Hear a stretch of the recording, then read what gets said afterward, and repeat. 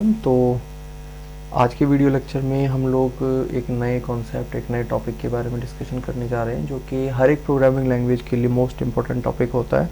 और हर एक programming language की ही तरह पाइथन प्रोग्रामिंग लैंग्वेज के लिए भी ये टॉपिक बहुत ज़्यादा इम्पोर्टेंट है। आज के टॉपिक में हम लोग डिस्कस करेंगे अपने वेरिएबल्स में ग्लोबल वेरिएबल और लोकल वेरिएबल स्कोप के बारे में। देखिए, वेरिएबल स्कोप बेसिकली हमें पता होना बहुत ज़रूरी है, क्योंकि जब हम प्रोग्रामिंग के अंदर कोडिंग करते हैं, जब हम कोई भी कोड लिखते हैं किसी प्रोग्राम के लिए, तो हम लोग कहीं ना कहीं ये चीज़ नोटिस करना भूल जाते हैं कई बार कि हमारा जो वेरिएबल हम लोग डिक्लेयर कर रहे हैं वो वेरिएबल हमारा लोकल वेरिएबल है या ग्लोबल वेरिएबल है। और इस प्रॉब्लम की वजह से अगर हमने इस चीज़ को इग्नोर कर दिया तो हमारे प्रोग्राम में एरर आने के चांसेस या हमारे प्रोग्राम के क्रैश होने के चांसेस बढ़ जाते हैं। तो मोस्ट इम्पोर्टेंट टॉपिक है, तो इसको बहुत अच्छे से हम लोग समझना शुरू करेंगे। हम ग्लोबल और लोकल वेरिएबल को समझने के लिए यहाँ पे फंक्शंस की हेल्प लेंगे, ताकि हमें एग्जैक्टली क्लियर हो सके कि हमारा वेरिएबल का जो स्कोप है वो कहाँ से कहाँ तक होता है। ठीक है, तो चलिए बिना देरी किए हम लोग अपने VS कोड को सबसे पहले स्टार्ट कर लेते हैं। तो यहाँ से हम लोग अपने फोल्डर को ओपन कर लेंगे जहाँ पे हम लोग अपना प्रोग्राम बना रहे हैं, और यहाँ पे हम वेरिएबल स्कोप डॉट py नाम से एक फ़ाइल क्रिएट कर लेते हैं, और इसके अंदर हम लोग क्या करेंगे, अपने वेरिएबल के स्कोप को समझेंगे। देखिए, फॉर एग्जांपल सपोज मान लेते हैं कि हम यहाँ पे एक वेरिएबल बनाते हैं a नाम से, जिसके अंदर हमने 10 वैल्यू को सेव कर दिया। राइट, अब हमने क्या किया, हमने डेफ फंक्शन को इस्तेमाल किया, और डेफ फंक्शन को इस्तेमाल करके सपोज मान लीजिए हमने स्कोप नाम से एक फंक्शन बनाया। ठीक है, और इस फंक्शन के अंदर हम a नाम से ही एक वेरिएबल बनाते हैं, जिसके अंदर हम वैल्यू को स्टोर कर देते हैं 20। राइट, अब देखिए यहाँ पे बेसिकली हमने क्या किया है, यहाँ पे हमने एक a नाम से सबसे पहले वेरिएबल बनाया। ये सबसे ऊपर हमारी टॉप लाइन पे a नाम से हमने एक वेरिएबल बनाया, जिसके अंदर 10 वैल्यू को हमने स्टोर किया है। उसके बाद हमने डेफ कीवर्ड का यूज़ करके स्कोप नाम से एक फंक्शन को बनाया, जो कि हमारा एक डिफ़ॉल्ट फंक्शन रहने वाला है विदाउट पैरामीटर्स। और यहाँ पे हमने a नाम से हमने एक दूसरा वेरिएबल बनाया, जिसके अंदर हमने वैल्यू डाली है 20।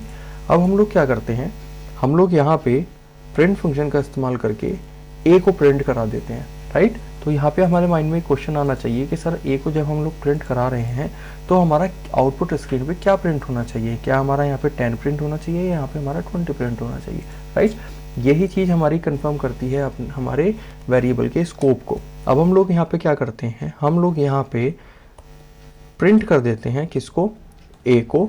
ठीक है, हमने यहाँ पे प्रिंट कर दिया, और उसके बाद हम क्या करते हैं, हम स्कोप फंक्शन को कॉल करा देते हैं। ठीक है, अब देखिए सबसे पहले हमने क्या किया है, यहाँ पे a को प्रिंट किया, और हमने फिर उसके बाद फंक्शन को कॉल किया। ठीक है, अब प्रोग्राम को मैं आपको रन करके दिखाता हूँ कि मेरा आउटपुट क्या आता है। देखिए, पहले मेरा आउटपुट आया यहाँ पे 10, और फिर दोबारा मेरा आउटपुट जो आया है यहाँ पे 20। इसका मतलब क्या है, इसका मतलब ये है कि यहाँ पे ये जो हमने आउटर एरिया में a को डिक्लेयर किया था वेरिएबल को, ये हमारा कैसा वेरिएबल है, ये हमारा ग्लोबल वेरिएबल है। यानी कि अपने प्रोग्राम के अंदर मैं इसको कहीं भी यूज़ कर सकता हूँ, और जहाँ भी मैं इस प्रोग्राम को यूज़ करूँगा वहाँ पे मेरे a की वैल्यू क्या आएगी, a की वैल्यू यहाँ पे मेरी 10 आएगी। लेकिन जब फंक्शन की बॉडी के अंदर मैंने a को डिक्लेयर किया, तो ये हमारा कैसा वेरिएबल है, ये हमारा एक लोकल वेरिएबल है, जिसका जो कंट्रोल है वो कहाँ से कहाँ तक है, सिर्फ और सिर्फ इस फंक्शन की बॉडी तक। राइट, इसकी बॉडी जहाँ से शुरू हो रही है और इसकी बॉडी जहाँ पे ख़त्म हो रही है। देखिए, इसकी बॉडी यहाँ से शुरू होके इस लाइन पे आके इसकी बॉडी क्लोज हो गई, इसकी बॉडी यहाँ पे ख़त्म हो गई। इससे अगली लाइन जो है, ये जो लाइन हमने यहाँ लिखी है, ये फंक्शन की बॉडी से बाहर लिखी गई लाइन है। ठीक है, तो यानी कि इस फंक्शन के अंदर जो मैंने a नाम के वेरिएबल को डिक्लेयर किया है, इस वेरिएबल का जो कंट्रोल रहेगा, जो एक्सेस रहेगा, वो सिर्फ और सिर्फ इस फंक्शन की बॉडी के अंदर ही रहेगा। इसके बाहर जाते ही इस वेरिएबल को कोई नहीं जानता। ठीक है, तो जब हमने यहाँ पे प्रिंट फंक्शन का यूज़ करके a नाम के वेरिएबल को प्रिंट किया, तो इसने क्या किया, इसने यहाँ पे जो फंक्शन की बॉडी से बाहर a डिक्लेयर किया गया था उसकी वैल्यू को प्रिंट कर दिया। ठीक है, उसके बाद जब हमने फंक्शन को कॉल किया, तो बेसिकली क्या हुआ, फंक्शन कॉल होते ही मेरा ये फंक्शन रन हुआ, और इस फंक्शन के अंदर यहाँ पे एक a नाम का वेरिएबल क्रिएट हुआ, जिसके अंदर 20 वैल्यू को स्टोर किया गया। ठीक है, और 20 वैल्यू को स्टोर करके फिर इसी फंक्शन के अंदर हमने a को प्रिंट कर दिया।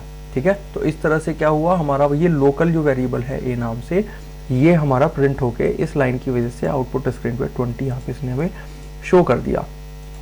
ठीक है, फॉर एग्जाम्पल अगर हम बात करें कि अगर मैं इस a इक्वल टू 10 को डिलीट कर दूं, राइट, इसको हमने डिलीट कर दिया, और अब हम अगर a को प्रिंट कराने की कोशिश करते हैं, ठीक है, तो क्या होगा, ये मेरा इसी लाइन पे मुझे एरर दे देगा। वैसे अगर आप ध्यान से देखें तो इस a के नीचे ये एक एरर मैसेज शो कर भी रहा है, और ऊपर हम इसको अगर होवर करें तो यहाँ पे हमें पता लगेगा a इज नॉट डिफाइंड, ठीक है, कि ये a जो है ये डिफाइन ही नहीं है। क्यों नहीं है डिफाइन? अब आप कहेंगे कि नहीं सर a इक्वल टू 20 तो हमने यहाँ पे डिफाइन कर रखा है, फिर ये हमें एरर क्यों दे रहा है a इज नॉट डिफाइन?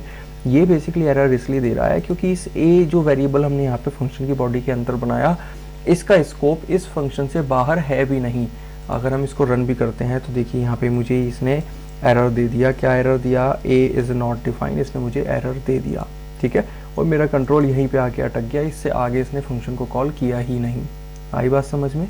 तो इस तरह से क्या कर सकते हैं हम अपने वेरिएबल के स्कोप को समझ सकते हैं कि वेरिएबल का स्कोप क्या होता है। बेसिकली हमारे प्रोग्रामिंग के अंदर दो वेरिएबल स्कोप के बारे में हम लोग बात करते हैं। एक हमारा लोकल वेरिएबल होता है और एक हमारा ग्लोबल वेरिएबल होता है। लोकल वेरिएबल हमारा वो वेरिएबल होता है जो किसी फंक्शन की बॉडी के अंदर डिक्लेयर किया जाता है और उसका एक्सेस सिर्फ और सिर्फ उस फंक्शन की बॉडी के अंदर ही किया जा सकता है। ग्लोबल वेरिएबल वो वेरिएबल होता है जिसको किसी भी बॉडी के अंदर डिक्लेयर नहीं किया जाता, उसको डायरेक्ट आउटर एरिया पे डिक्लेयर किया जाता है। आउटर एरिया पे डिक्लेयर करते ही वो ग्लोबल वेरिएबल बन जाता है, और ये ग्लोबल वेरिएबल जो है ये हमारे पूरे फंक्शन में कहीं भी एक्सेस किया जा सकता है, ठीक है। आई बात समझ में? तो आई होप फंक्शन के अंदर हमने वेरिएबल स्कोप को देखा, और हमें आई होप कि ग्लोबल वेरिएबल और लोकल वेरिएबल क्या होता है और इन दोनों में जो डिफरेंस होता है वो हम लोगों को क्लियर हो गया होगा। फिर भी अगर कोई डाउट या कन्फ्यूजन माइंड में रह गया है तो आप इस वीडियो को दोबारा से देख के अपने डाउट को क्लियर कर सकते हैं। उसके अलावा भी अगर कोई क्वेश्चन आपके माइंड में आता है तो नीचे कमेंट बॉक्स में आप मुझे लिख के अपना क्वेश्चन भेज सकते हैं। मैं एज सुन एज पॉसिबल उसका सोल्यूशन आपको प्रोवाइड करा दूंगा, ठीक है। नेक्स्ट वीडियो में मिलते हैं। Thank you so much, have a nice day.